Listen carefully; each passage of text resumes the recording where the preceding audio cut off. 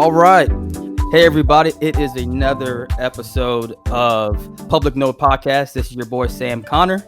And I am very happy to announce to everybody here that I got Marco Montez Neri with me here in the studio, virtually, of course. He is the owner of Saldo.mx. It's a very powerful piece of protocol and application that people can use. And so we're going to talk about that.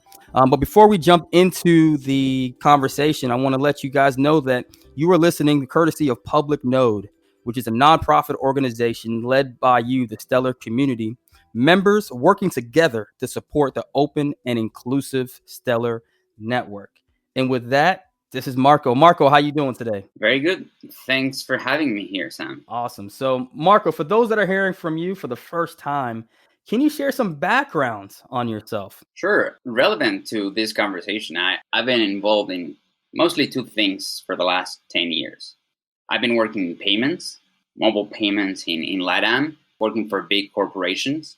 And I also spent a lot of time working on blockchain technology, from research and building prototypes and also consulting and trying to understand where all this technology is heading to. And yeah, those two things are what I'm passionate about. And that's exactly what it's been in my life the last few years. Wow. So this, what you're doing with Saldo is definitely a passion project for you. And that's pretty straightforward to say there. Yeah, Saldo is at the intersection of two things that me and my team loves, which is kind of the social impact that is working with migrant workers closely, and the technology aspect, which is like how to leverage technology to create better opportunities for people. Awesome. So kind of going down that round of discussion there, I always like to give the audience a glimpse into these different parts of the globe, because for a lot of the Western listeners, many that are listening right now in the United States, they don't quite understand what is happening and how platforms like Saldo.mx can really impact people. So can you give them a glimpse into Mexico a bit? Tell us a little bit about it. I know that there's a couple of cool facts that I did some research on here, and I wanted to kind of share with you, see if I'm on par here. So we first met in Mexico City at Meridian 2019, right? Remember that? Yeah, I remember. It was great. And that was my first time in Mexico City, and it was a beautiful place. So, true or false? Mexico City is built on the site of the former Aztec capital. Yeah. Is that true? Yeah, Tenochtitlan. Correct. Wow. Okay. That's pretty neat. And it's actually the oldest city in North America. I don't think it's the oldest city in North America, but it's definitely older than almost all of the US cities, for example. But I remember that, for example, the city that I went to college to, it's a little city called Cholula, not far from Puebla, my hometown, and that's an older city for sure. This is something like 500 BC, and it's definitely older than Mexico City. But Mexico City, definitely, it's actually an interesting place because, as you said, there are like things built on top of other things that has in previous eras. And so you can see the combination. It's eclectic. It's full of different things that are merging in this super rich cultural city that it's really nice to visit. It was beautiful. I mean, I remember when I was posting photos of Mexico City, people back here in the States were shocked. What? Really? That's not what they show on TV. But it was beautiful. I enjoyed it. I loved it. Now, here's something else that I learned, and I want to make sure that I'm correct on this. That's why you're here. So true or false? We all have Mexico to thank for chocolate. True. I mean, yeah, more in the south, there's an area that it's called Choconusco.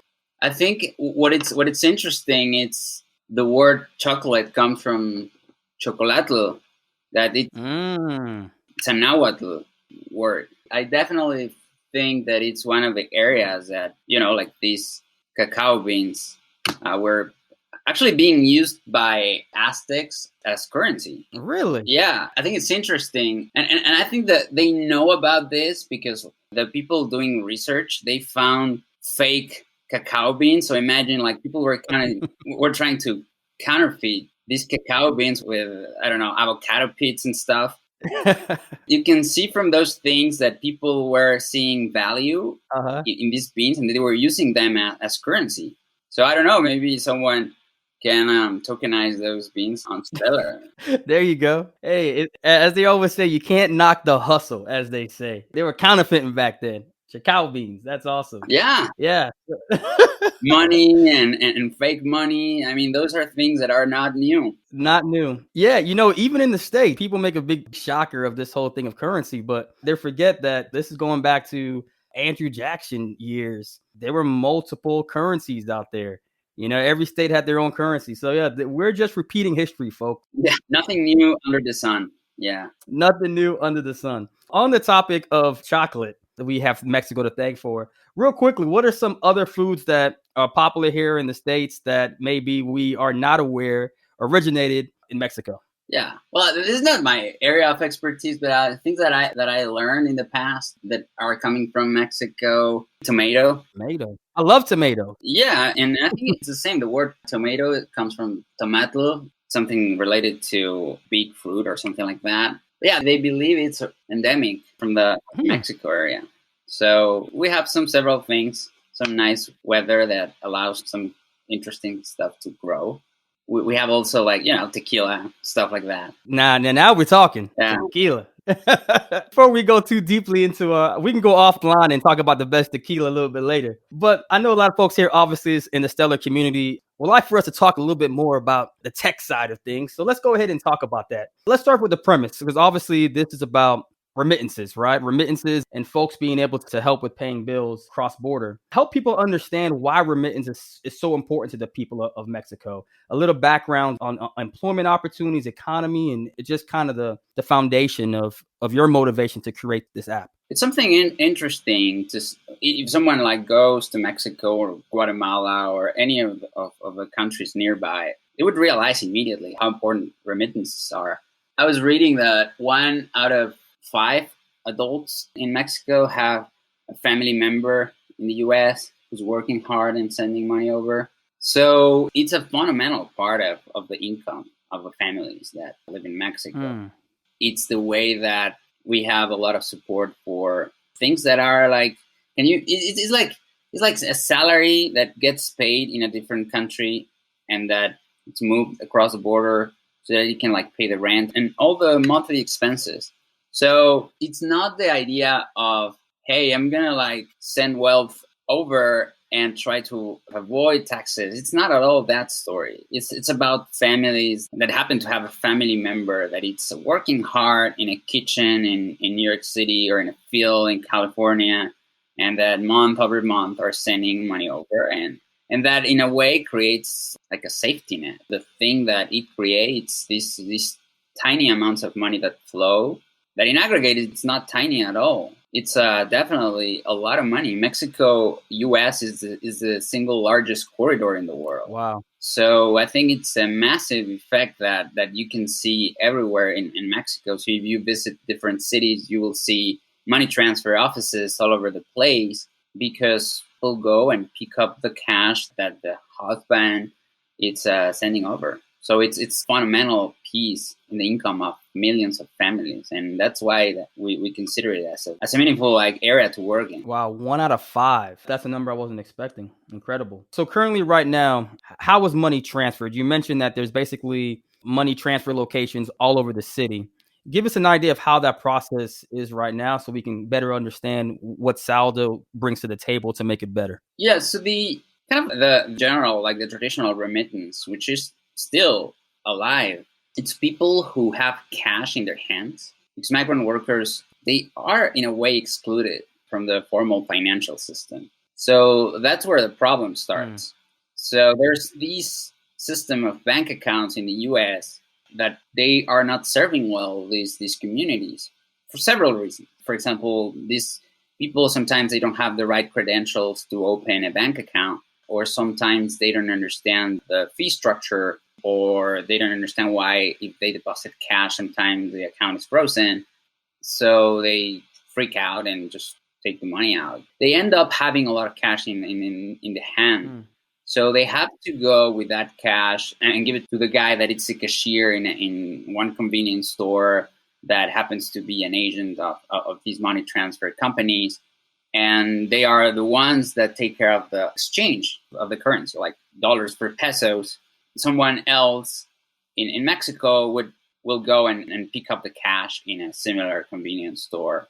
So the problem there, there are several problems for sure. So the most well-known problem is the fee structure. You have so many intermediaries, you have a lot of fees to pay, right? You have to pay someone that it's taking that cash. They will not do it for free. This is like the money transfer agent. There's the money transfer company and also like the recipients on the recipient side, the company that needs to have some pesos sitting there waiting for someone to go and pick up some cash. That is a super expensive problem. And many startups have been trying to solve that by just making that cheap. Because like in a way, I think people are paying a $10 fee for transactions sometimes, and it's very expensive. And Mexico, it's one of the most cheap corridors because there's a lot of competition. But if you go to different corridors where less remittances happen, fees go way up. That is actually a problem, but it's a tough problem to solve, like just to reduce the fees that people pay. And many startups have failed just trying to lower the cost of a money transfer. And in a way, I think it's almost impossible because it's a very efficient market. Kind of what we're trying to do here at Saldo is not that. We are trying to digitize the way that people hold money in accounts. We're basically trying to replace like a bank for them, a bank that provides optionality and gives them an option to hold whatever currency they want to hold and to make payments to whatever company they want to make payments to. What we saw in general with the technology that we're working with, it's capable of generating an alternative to the traditional banks. So we've been trying to understand how we can offer that product similar to a bank account so that they don't have to hold the entire money and wealth in cash, under the mattress. Right. It's super ambitious in a way, but it's very different from just trying to lower the costs of money transfer. It's more about trying to replace the tools that they have to store value. What motivated you to start Saldo? We were deeply frustrated with how the things didn't change for 50 years. So that's one thing. And the other, it's that we saw the opportunity of, for the very first time, like new players are starting to be able to compete with banks. So that's also something that it's very recent. So there are some things that have changed, which is technology that has emerged. Regulation has changed as well. And somehow smaller companies than banks are able to offer products that are very similar to what a bank offers. And so I think that those two things are extremely important. It's the perfect time in history to make this change in the way people use and hold their money. That is interesting. You brought up some changes in regulations. I read somewhere where the Mexican government approved Saldo.mx to be used. What exactly does that mean? What happened there? Yeah, I think that's coming from an interesting article that was written on CoinDesk, I think. There's a new regulatory framework in Mexico, and what this happened like a couple of years ago. This new regulation is a grandfather clause. So that means that companies who were previously doing some activities and they were like also engaging in conversations with the regulators, they have this grandfathering, which basically allows us and few others to currently have operations instead of waiting for them to finalize like all the rulings that they're working on. And basically, we are operational right now. So it means that we're operational and we're complying with current law, which is brand new, and that it's evolving over time. So you guys are live and active right now. I can download the app. My listeners can download the app and use it today. Yeah, and it's not only an app, right? It's an infrastructure piece. What is relevant to this conversation is that at the end of the day, we're the digital pesos, right? And the digital pesos, in a way right now, we're using Stellar as a substrate so that these digital pesos can be moved and transferred and utilized by several apps. We are not only this app that you are referring to.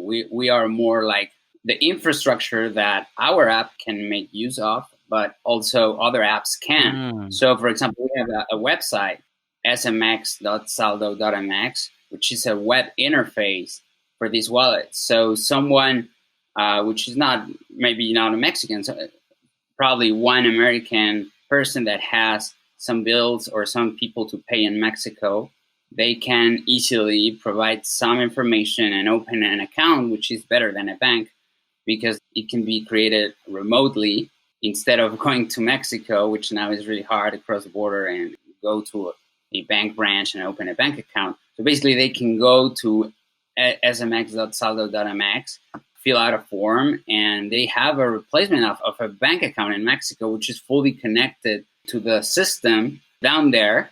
So you can basically real time pay people, send money to a debit card, send money to a bank account, and you can top up this account even with PayPal or your debit card in the US. And all of that can be seen and managed by the Stellar protocol. And that's how it works. Ooh. It's more than just the app that has this specific goal of serving migrant workers. It's something that can serve the entire fintech ecosystem, B2B and B2C, so that anyone that has the need to pay with Mexican pesos, a person or a company, they can use this piece of software. Wow. You guys heard that? Put some respect on this name. I'm telling you, I had no idea there was so much going on. Man, you blowing my mind over here, man. I didn't know that you didn't have an account yet. Yeah, I know. Let me go ahead and set that up. I might be able to talk to you about that with the business that I have. That's really impressive. So walk us through then, I guess, a typical user experience. There's a couple different corridors, right? You talked about now from maybe a business owner, that aspect. You want to pay employees or whatnot, businesses, bills from the US or from for any country, I guess, back to Mexico. What about regular individuals if they want to, let's say, they have a mother that still lives there and they want to pay her light bill, her utility bill, cable bill, right? Can you share that kind of experience that individuals can use? Yeah. What I was talking about was a way that any person can actually create an account with us. But also we have a mobile app that you are kind of talking about, which is the tool that we give to migrant workers so that they can directly pay bills. It's more like a strategy that we have to acquire users in which we facilitate specific payments for example, paying the electric bill or the gas company or the mortgage. So those monthly expenses that I talked about, you can do it with a click of a button. So what we saw is that people were sometimes relying on someone in Mexico and sending money over through the traditional services, and they actually had to trust someone so that they can pick up the cash and make those payments. And the reality was that they were not actually doing those payments.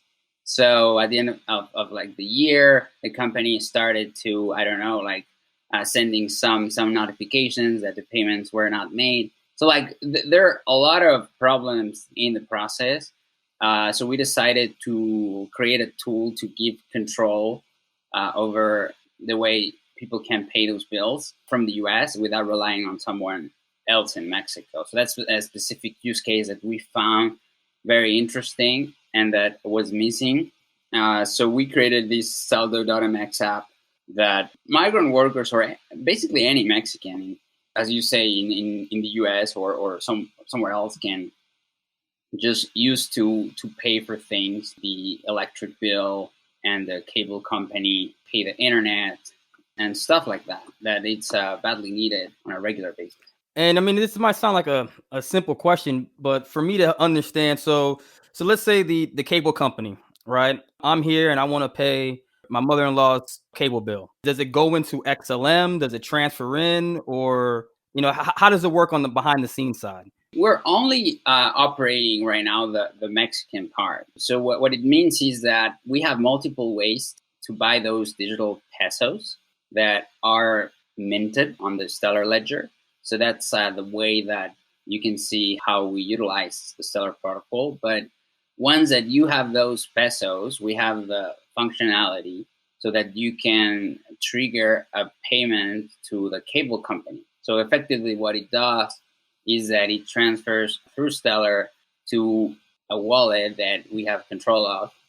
some amount of digital pesos. And once we receive those pesos, we basically take care of the final settlement of the payment, which is paying the cable company. So for that, we have agreements with almost 50 companies in Mexico that we help them to collect payments. Because imagine if you are a cable company or a water utility in Mexico, and how are you going to go to New York City and collect payments from these people who are working in the kitchen? Right. And this is a real story. So we were talking to the people at water utility companies in Mexico, and they were saying like, yeah, I mean, we have a default rate of 70%. Wow. Because the people actually in this little town, old men, are working in New York City.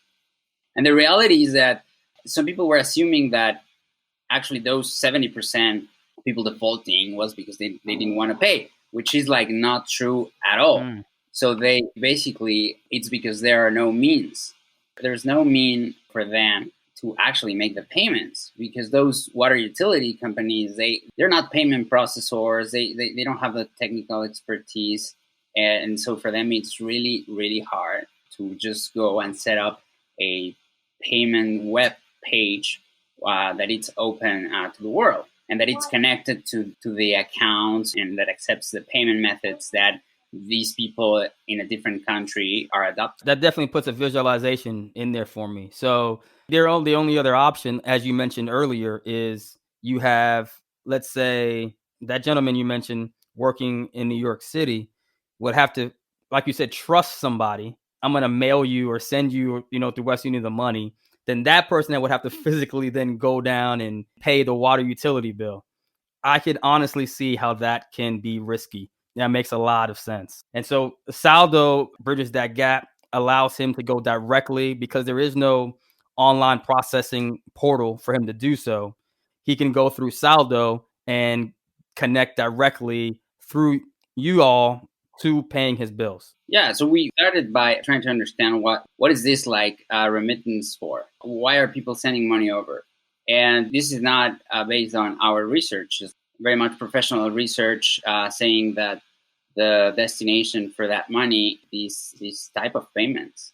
It's like 70% of the traditional remittance ends up being in this type of utility payments that people have to do. So as I said, it's the money transfer in a way, it's just salary that it's being paid in a different country. So it makes a lot of sense to automate the 70 or 80% of the destination of those funds, and to make it easier so that you can, from the very beginning, decide where you want to put this money. So the way that we also look at it is that these communities don't have a mental accounting system. So imagine that you can put a jar with money that it's only for this type of expenses, right? So this is for the construction of a house. This is for the services. This is for a little savings and a rainy fund. So in a way, like, we are starting to build that, because that's a way that we help them to manage in a better way their finances. And that is what creates real impact. It's something that you cannot do with cash. And it's actually something that you cannot do with bank accounts that people use now. So, I mean, some of them are starting to, create ways to create goals and to create several accounts for better management. But it's very limited. I mean, with a single function, in a matter of seconds, you can create a different wallet. It's very easy to do in software. And so, like, programmable money is what it's good for. So I think that's exactly what we see, and how we can take advantage of that so that users can have a better life with the same amount of money that they're making. I love it. What is the average settlement time for bills? So how far in advance would the user have to send that payment in to make sure that they reach the deadline? Everything's automated. We created not only like agreements with those billers, but we also created, we have APIs, and we have web services both sides for, like, notifying that the payment happened, and real-time reconciliation. If you pay a bill, even like in those tiny municipalities that I was talking about. So the payment, it's done and settled instantaneously. obviously, like Mexico, it's not an easy country to achieve these things. So as you can imagine, there are some state-owned companies. We have only one electric company for the entire population. Can you imagine? It's slow and it's not as efficient as we would love to have. So in those cases, obviously it can take 1 day or to have those bills completely paid and reflected in their systems.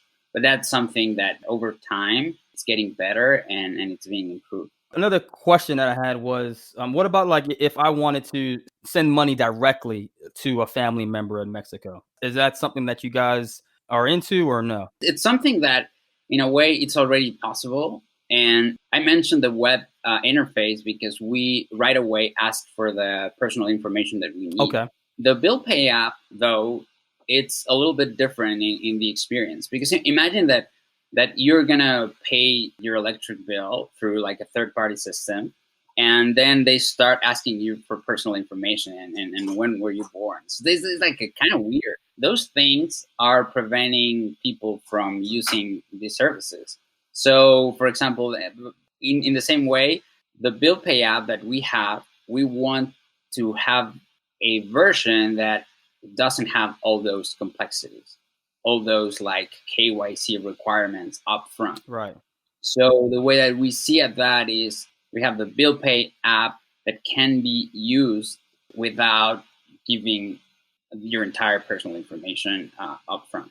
And then obviously there are some features that you cannot have access to, which is like sending money peer to peer or sending money to a bank account. Those are things that we actually provide today, okay, but they're not immediately available for those reasons that I mentioned. The way that people would have access to those extra features is to upgrade your account, provide those extra information that we require as a company that complies with regulations and anti-money laundering procedures, so that we can facilitate those peer-to-peer payments and payments to basically any person or any bank account real time. But again, with the web app that we today have, people can do it right away. They can just go and create an account, provide that information. They would understand why we're requiring that information, and they can effectively pay any person in Mexico real time. I got an employee, and I know they send money back, and they mentioned to me, because I actually told them that we'll be having this conversation. One of the hurdles that they find is there's a limit to how much money they can send over. I want to say they said maybe like $800 a month. If they're able to go through the process, upgrade the account, would they be able to send as much as they wanted? Yeah, in a way, like all these things that people complain about in terms of the experience of some financial apps, they have to do with regulations. So regulations, honestly, like I understand like why they're there, and we all want to prevent money laundering, but in a way that it's very hard because it creates a lot of friction. Right. So in one way, you're trying to create inclusion by making simple for someone to use digital money, but you have this other side, which is creating barriers for them to use those tools. So in a way, like it's something that we as tech companies are always fighting against, and also trying to find specific areas in which we can skip some of these things under specific circumstances, so we can make it friendlier and easier. And it's tricky. It's always tricky, but definitely there's always a way to make improvements in the user experience. Awesome.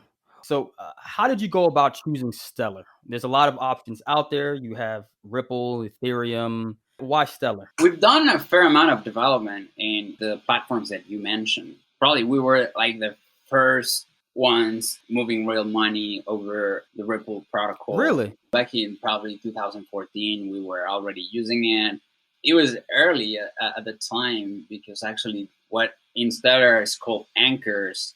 At the time, there were a few companies acting as those in the Ripple ecosystem. In that project, I think they call them gateways, or they used to call them gateways. But what I can say is we are in the payments space, and there aren't a lot of projects in the blockchain space that are optimized for payment. So now it's very evident that you cannot use Ethereum for payment. It's something radical needs to happen before projects like ours can emerge in the Ethereum ecosystem, because I've paid myself like fees of, like $12 for an Ethereum transaction in the past few weeks. Right. So I understand why people do it, but it's kind of a different area. I'm not saying that it's worse or better. It's just like it allows different use cases, and it has other drivers for people to go and use it.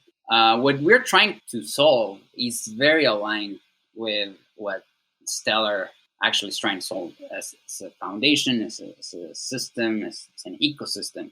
So early on, when I say we, because I've been working with my team for years on mobile payments. Actually, back in, I think, pre-Bitcoin, me and our software architect, we were at the time trying to create an SMS-based payment system, kind of what M-Pesa is in Africa. We ended up like seeing that there's a lot of friction, because like you rely on technology that it's not internet, but it's like based on the teleco company, and that's why that thing didn't work. And I ended up working for a big teleco company in a similar project that didn't scale for the same reasons, because if you're not using internet, so you can only have access to a group of users of a single teleco company, a single carrier, and it's so hard to scale. And that was the main problem in Africa, right? So mobile money was great, but the problem was that it was not interoperable. So I think back in 2013, or end of 2012, I was reading about Bitcoin, and it blew my mind. I realized from the payment perspective, it was filling a gap that I saw early on, which is like a money translator. Because my question before was, okay, I have this digital peso that it's backed by fiat deposits, and there's something like that in Europe, but what is gonna actually make a European country to trust those digital pesos, or the other way around? So you really need to have an asset that can be, people think that it may be like a dollar issued by a federal government or the central bank. But the reality is that the US doesn't work that way, and it's very slow in a way. And also, like, we have Bitcoin. In the last 10 years, it's an asset that has matured, and it's an asset that can translate money, because basically someone can accept, maybe the European company that I was talking about may not accept the digital peso, but they definitely would accept Bitcoin, and they would immediately sell it for the currency that they want to hold, in that case euro, and that's it. So you don't have to be exposed to the Bitcoin volatility. In that way, I remember that probably first time I bought Bitcoin, I think I maybe not the first time, but the second time was using local Bitcoins. And local Bitcoins is using exactly that. It's using Bitcoin as a money translator. But, the exchange rates are really bad, because there are manual orders that market makers are providing to the system.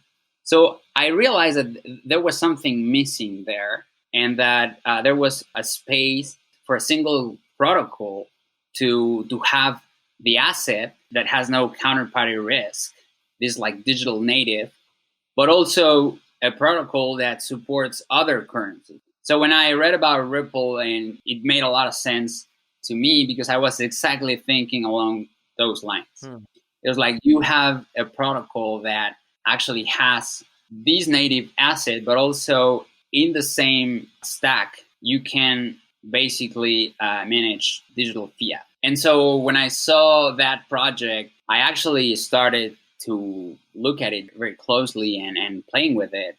And the problem with Ripple was that it actually stopped believing in the idea of having a single network with those different assets that represent real world assets. And actually, even if they have something similar to what Stellar has now, they stopped using it years ago, because they realized that, as I said, like, you need to be, it's not easy to find those businesses that today they would be well known as stable currency issuers, But the reality is that in 2015, or I mean, the companies that were issuing those assets were taking huge amounts of regulatory risk. And in a way, there was no regulatory framework that these projects could be under. The result of that was that there was a lot of malicious actors, and it prevented that ecosystem of different tokens to emerge. And they kind of like switched gears and started focusing on other projects that were actually not using the Ripple ledger.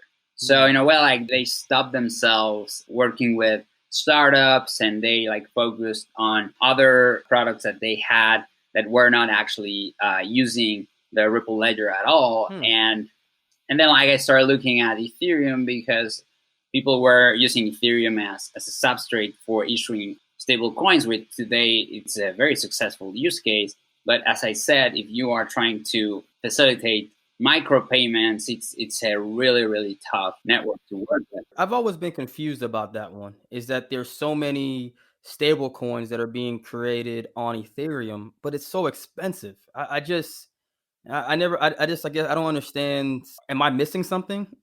Is there something that Ethereum offers that, lends people to want to create stable coins on the network? For several reasons, Ethereum has created an interesting substrate for people to create native assets.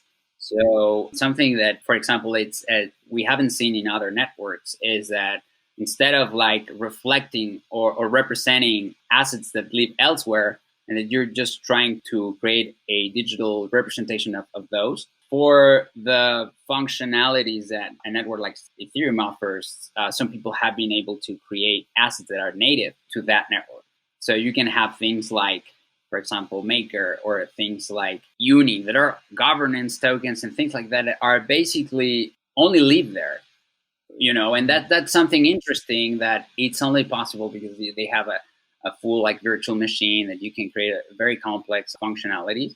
But it's highly experimental, and it's not something that can scale. And this is something that it's well accepted, that you're bounded. You are not trying to solve a real world problem. You are trying to, it's a different purpose why these companies are trying to do these things. So we as a company, for example, like the reason why we are using Stellar is because we want to scale beyond crypto. Crypto in a way like feels that very limited compared to the world.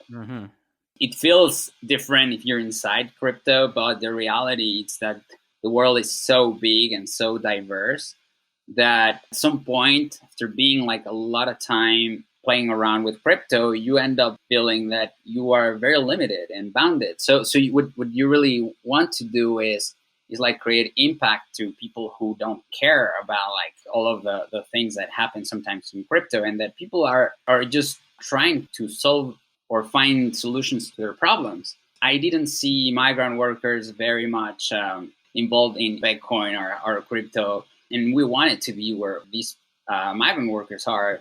So that's why like I think Stellar has been very good at thinking of a system that it's actually good for projects who want to abstract away all the complexities that crypto has. And also, it has stick to the original plan of creating like this network of different real world assets represented in a single network that uses the same protocol as a native internet currency, and also facilitates an order book that enable transactions and conversion of one asset to another.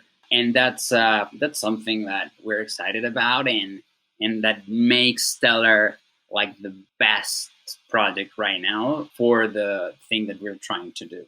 It's a long answer, but I mean, this is, I think, a long podcast, and that's why I like it. No, I think that was great. No, I mean, you've always been someone that I respected, even more so now, because I've learned so much about your extensive background and the amount of thought and care that you put into what you're creating. So you answered a lot of great questions as far as between Ripple, Ethereum. It's one of those things where sometimes in the crypto community, people are what we call maximalists. And that's something that I just don't believe in. I believe that there's different use cases for everything. And so, where we are right now, I think as a community is if we want to move forward, it's important that we start to clearly define what Ethereum is great at and what their limitations are, what Stellar is great at and what its limitations are. And you were able to really describe that in a clear way. So, you've been involved in the community for a while. How has your experience been working with the Stellar Development Foundation? Yeah, as I said, I think their goals are really aligned to our goals, and so it's easy to work with someone or with some entity that actually is seeing the same opportunity of creating a new financial system. So I think that in a fundamental way, like we are very, very much aligned. They're trying to make as much as possible to create like a minimum viable network, right? With a minimum number of anchors, because at the end of the day, we're all trying to create some network effects. Why would you use something like Stellar or any other network? It's because the people are there, right? Because there are some minimum amount of activity already happening. And before that, you need to bootstrap that activity. And we're at that stage. You need to support a lot, like the projects that are creating that minimum viable activity. If you see a network, and then that's how like Stellar wins over like traditional digital money. Traditional digital money, meaning like PayPal, it's bad at some point because it's not interoperable. So it's not possible to send money from a PayPal account to a WeChat Pay, and both are very successful projects. But if you want to create a new type of electronic money platform, you really need to have some interoperability there. And the result of the interoperability is that you have in a single network activity that happens and that creates network effects, which is what basically you want to create. And it's so in a way like we are trying to bring activity to the Stellar network, and Stellar Foundation is trying to bootstrap the minimum viable activity so that the network becomes compelling enough for other projects to plug in. I see like different level of engagement in the product. So first of all, you have the anchors, which are like this digital money, which is for sure companies that will, if they want to maintain operations like reliably, they would need to be regulated, right? Because what you're doing, and this is real in the entire world, like if you are custodying assets for like people, you're doing something that it's going to end up being regulated everywhere in the world. So it's like if Sam gives me $20 and I write like the title saying, "Hey Sam, I owe you $20," that's a regulated activity across the board. So the anchors is a type of entity that needs to be there, and that it's hard to deploy because basically there's a lot of capital investment that needs to go in these entities, because this is not two people companies. This is like, it needs to be robust. You need to have a compliance team. You need to have engineers. You need to have a lot of things that we actually didn't realize like 5 years ago. And we've been growing a lot because otherwise there's no way to support that activity. And then there's a different level of engagement for other projects that will come after ours. It's like, hey, you know what? We're just like 3 good developers, and we just want to create a software that uses some digital pesos because it automates payments for companies that actually ends up paying people in Mexico who are freelancers. So those entities could leverage the Stellar network and the digital pesos that we offer by just writing a simple software and a different use case from the one that we're interested in, and that will come. But we are all like trying to bootstrap first, like the main network activity, so that it can actually be interesting for developers and for other companies, and that at the end of the day, they can see Stellar as a no-brainer. It's a way that they definitely need to be plugged into. And that's when like you make something like Stellar, for example, a standard. When you have like the same language that a point of sale can speak in Mexico or Nigeria. So that's the goal. So that you can like, and the user doesn't want to understand all the complexities of blockchain. They just want to like buy a cup of coffee. So when they show up at a point of sale, they just want to like scan a QR code. They don't care what the string looks like. They don't care about the product. They care about the money that it's actually efficient, that can be useful to pay for those things that they need. And that's something that it's achievable by just increasing the amount of players that are in the ecosystem, and we're kind of the first piece of the puzzle, and I speak about the anchors in general. Right, man, that's exciting. So we are obviously talking to the Stellar community, and what you're starting to really articulate is the blueprint for Stellar becoming the standard. What can we all do as a community? What can we do as a community, non-coders, to help make this happen? I mean, just talk more and give feedback, trying the things that are already there. Use Saldo.mx, use it, exactly. I mean, give us feedback. We're not perfect. Definitely, there's something to improve. We want to improve the things that need to be improved, and for sure, like, it's definitely something that, as you say, it's easier to achieve as an ecosystem. Mm-hmm. There's a bunch of collaboration that's starting to happen within the ecosystem that's gonna change also a lot. So when you have like a nice wallet solution that plugs perfectly into an anchor service, I mean, those things are happening already. And the more they happen, the more adoption and the more growth for all of us. Yeah, I'm excited. I know that SDF has Vibrant coming out soon, and it's always great to have more, as you said, wallet interfaces, creates more activity and more traffic. So that's always exciting. Yeah, and in general, it's really hard for a single player. It doesn't matter if it's the Stellar Foundation or an anchor to like feel the real needs of people, right? So what we don't want to do is like make a lot of assumption of what people need before asking, and before like having something out there that people can give feedback to. So the reality is that the world is really diverse, and they don't all need the same thing. We've learned a lot from our users of what they need. Again, we actually, even if I'm Mexican, and a lot of in our team are really, really, really close to the problem that we're solving, we never thought about some of the things that we saw from the users. And that is super valuable. Being like open and try, I mean, actually ship more things that, even if not perfect, they're capable of being tried, and that's super important. Like this feedback loop, it needs to happen more if we want to like solve real world problems, right? Because at the end of the day, maybe we come up with something that is gonna save the world, right? Like I'm gonna like give Bitcoin to the world, and then we're gonna save their lives. And the reality is that, I mean, people, they don't see the value in there, because some of them actually live day by day, right? Especially for Mexico. So if you tell someone, you know what, if you put money in this thing, it will preserve over time, and you're not going to lose value because of your inflation. Honestly, they don't know if they're going to have money in their account 2 months from now. So like inflation, it's not a big concern for them. So a big concern for them is if they are not able to pay the rent, because that's creating noise. So we really need to be creating those painkillers for them, which in our case is you're reliably paying those bills that we're giving you peace of mind. We're probably automatically providing an insurance policy for a specific thing. Those are painkillers because you're solving something that they were concerned about.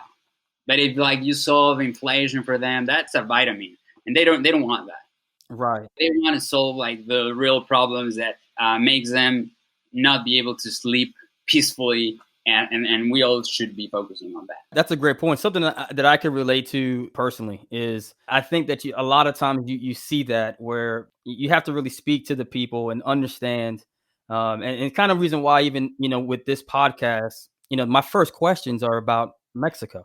Because at the end of the day, it's about who are the people, what are they dealing with, what is the one thing that you can solve right now, as you just mentioned, that could help them sleep peacefully at night. Because when you don't have your food, your shelter, your basic needs taken care of, you can't, like you said, nothing else matters. You can't think of anything else. Nothing else matters. I've been there. I know what it's like not to have those basic needs covered. And I also know the difference that it brings mentally to move past that.